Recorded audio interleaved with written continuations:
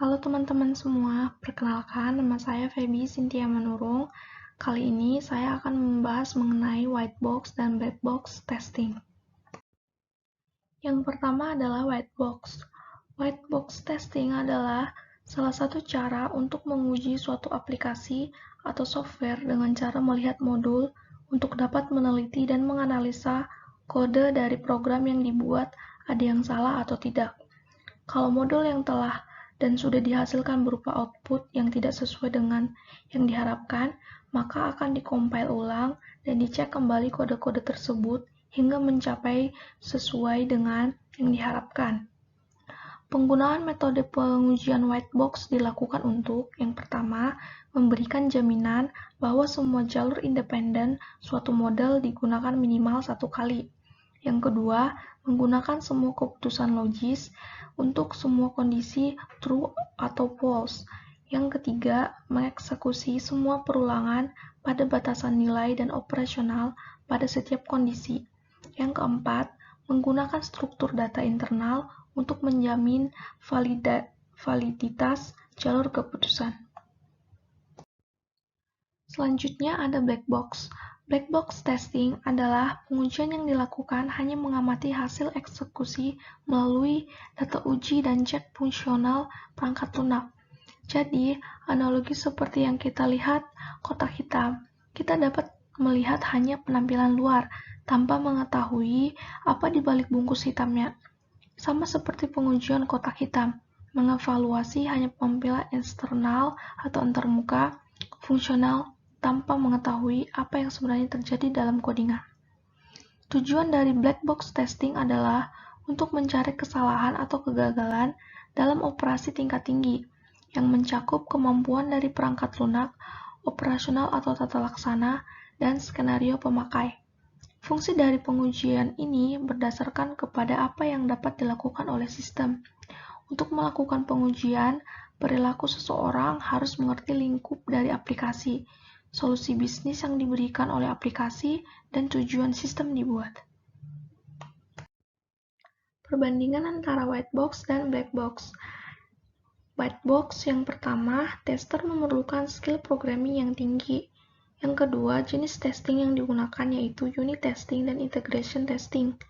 Yang ketiga, melakukan testing pada software atau program aplikasi menyangkut security dan performance program tersebut, yaitu meliputi test code, desain implementasi, security, data flow, dan software failure.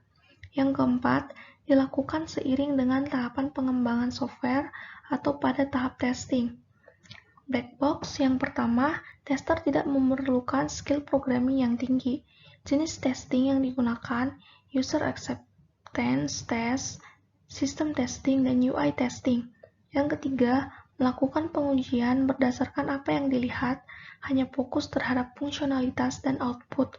Pengujian lebih ditujukan pada desain software sesuai standar dan reaksi apabila terdapat celah-celah, bug, atau vulnerabilitas pada program aplikasi tersebut setelah dilakukan white box testing.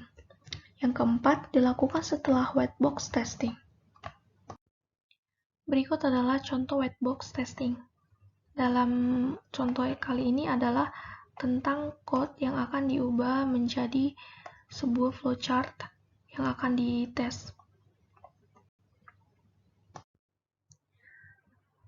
Ini adalah grafik dari code-code yang pertama yang di step awal tadi.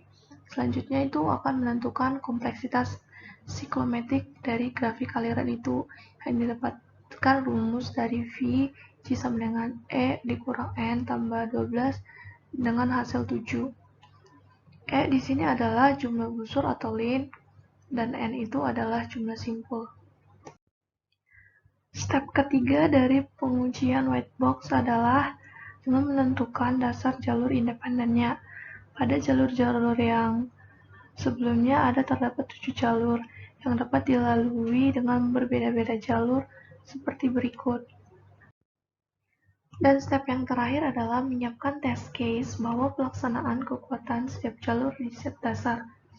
Ada 7 path dan di code yang sebelumnya terdapat ada next day, amount, dan expected result sebagai berikut. Contoh dari black box testing, saya akan mencoba contoh dengan menggunakan aplikasi Snapchat. Pada tahap ini, saya akan menguji ketika ingin login ke dalam aplikasi Snapchat. Yang pertama, saya akan menggunakan username yang benar dengan password yang salah. Dan hasilnya adalah sebagai berikut. Tertulis bahwa username atau password yang dimasukkan adalah salah. Yang kedua, saya akan mencoba memasukkan username yang salah dan password yang salah. Dan hasilnya adalah sama seperti yang tadi, username atau password yang dimasukkan adalah salah. Dan saya akan mencoba memasukkan dengan username yang benar dengan password yang benar. Dan hasilnya akan login ke dalam Snapchat tersebut. Sekian penjelasan mengenai white box dan black box testing dari saya. Terima kasih.